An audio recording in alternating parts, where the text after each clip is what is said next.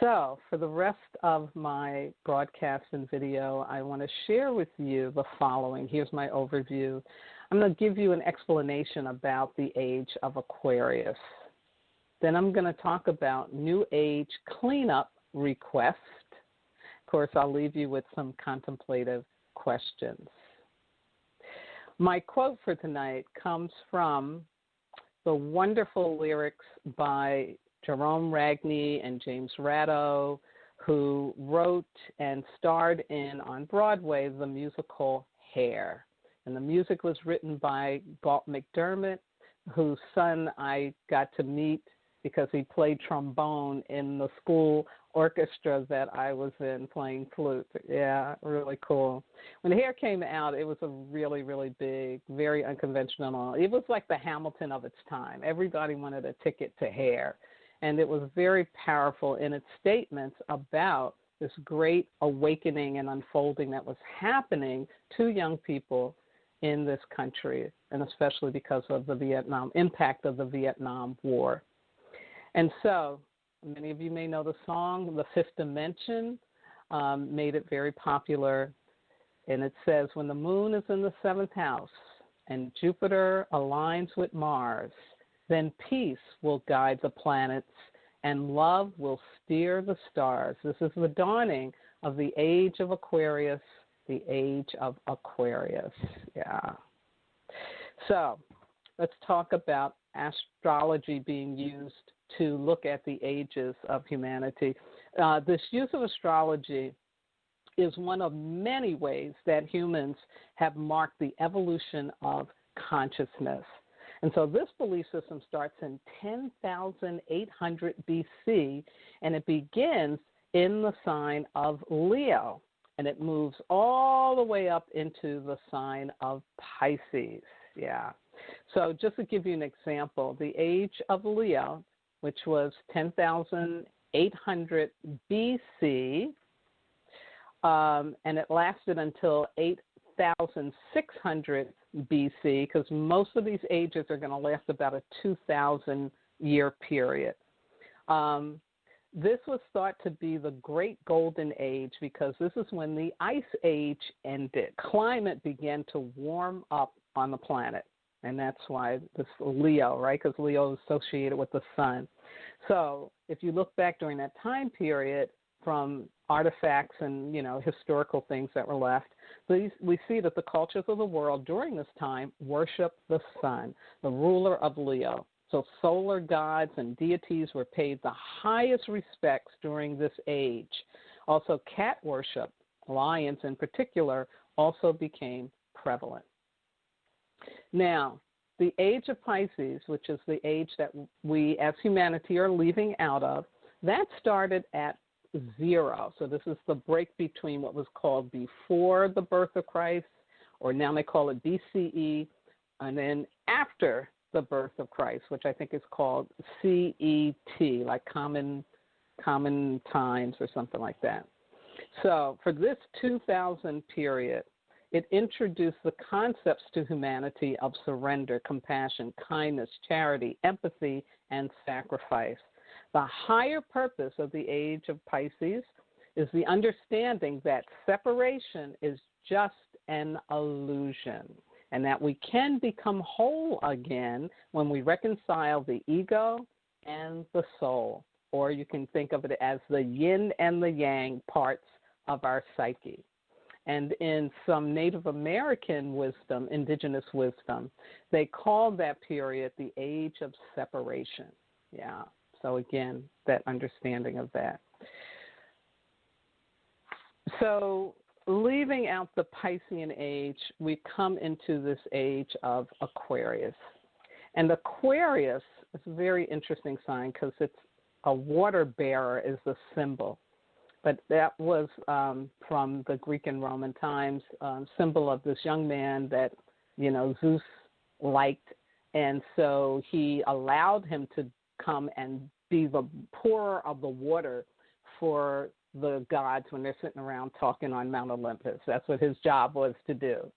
And out of that, we associate Aquarius with air, with things having to do with air. And so you'll hear people talk about Age of Aquarius as a time when technology really, really takes off. And, of course, we can see that evidenced all around us, including like what you're experiencing from me right now, all of this communication that's in the air. Aquarius is also about higher knowledge. Aquarius is about moving out of it's just about me and into thinking about others, considering other people, about the we. And as the lyrics in the song said, love will fill the planet. Like it's a time for us to come together because, right, we're moving out of the separation period of Pisces, and it's a time for a coming together of humanity.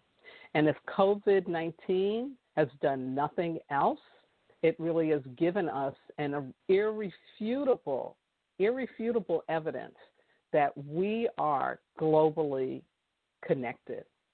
Because COVID started out in China, and it found its way to Wausau, Wisconsin. Yeah. So, here we are now. We're really at the threshold of this new age and moving into this new time. So all month long I'll be talking about, and really it's kind of I'm doing a review of the navigation points that I shared all year long about getting through the 2020 transit because, again, everything I was sharing, and this was before COVID shows up and Black Lives Mattering, what I call the new civil rights movement that erupted before those things came. But, again, the astrology was pointing to, like, this is our time. This is our time to get ready for great change, and it definitely has shown up. So I'm starting with clean up because today is a water day, the 1st of November, in a water month, and we're moving out of a water week. And so I wanted to start with the element of water, and that's all about cleaning up. And what this new age is asking us to do, requiring us to do, in fact, is to clean up the past. Yeah. So this is a time for you to really look around you. Look around yourself, physically and metaphysically, meaning look inside yourself. What is it that you need to let go of in order to make room for the new? And we all can do that. We know we got some old baggage we may be holding on to, something we want to, keep believing that no longer works, something we want to keep doing that no longer works. Yeah, take that time to look at that. Also, you want to think about the fact, again, like I said, we're moving out of just it being about me, just my ego, to where I need to consider other people. That's what social solidarity, keeping that 6 feet distance is about. I need to consider others. Even if I feel like I don't have COVID, I should be able to go and do what I want to do. No, you have to consider other people. And so think about that. Who or what in your life are you not considering enough? And for many of us, it starts with us. We may not be considering ourselves enough. We may not be including ourselves enough. Yeah. And if you're not including yourself, it's very hard for you to think about and include others. So again, cleaning up that, leaving yourself out, dismissing yourself, and dismissing others. This is a very challenging thing as we've experienced all year because there's been a lot that's been let go of. I mean, if I just take about the school system, right? Look at what's had to be let go of in regards to children going to school and in regards to teachers doing their work. Look what's had to be let go of just in terms of getting physical exercise. My YMCA is still closed. Pool is closed. So there's so many things that we were doing that we have to let go of. And then there's these things in regards to what we've been doing in our lives, what we've been thinking, what we've been feeling. And we're being asked to really let go what cannot support this new that's coming in. And even though we don't know what the new may be, we know that when something is old and worn out and ain't got no use, yeah, it's got to go. So here's the contemplative questions for you this week. Number 1, what do you have to release to make room for the new? And if it's easier first, start with the physical. Look around just your bedroom, or your living room, and look and see what are the items there that really don't have a use, that are just taking up space. And then do that with your internal house.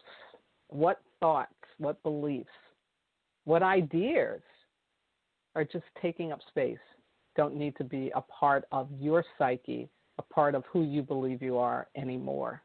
Yeah, can be very freeing. Next, are you willing to consider others and understand that not cleaning up impacts everyone around you? Yeah. You don't want to be like Pigpen in Charlie Brown. And you can Google that if you don't know who I'm talking about. Or you can also read it in the first chapter of my book. And then last but not least, what support do you need to help you release and move forward? What is the support you need? Because we don't have to do this alone. I would say always first call on the ancestors, say, ancestors, help me. Help me know what it is I have to release, or help me really be able to release it, And then what other supports do you need so that you can be cleaned out by December 21st and really step through and step over that threshold into a new age?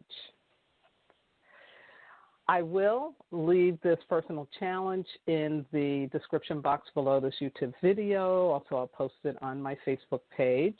And if you haven't already, I invite you and ask you very humbly to subscribe to my YouTube channel, hit the bell for all notifications, and thank you so much.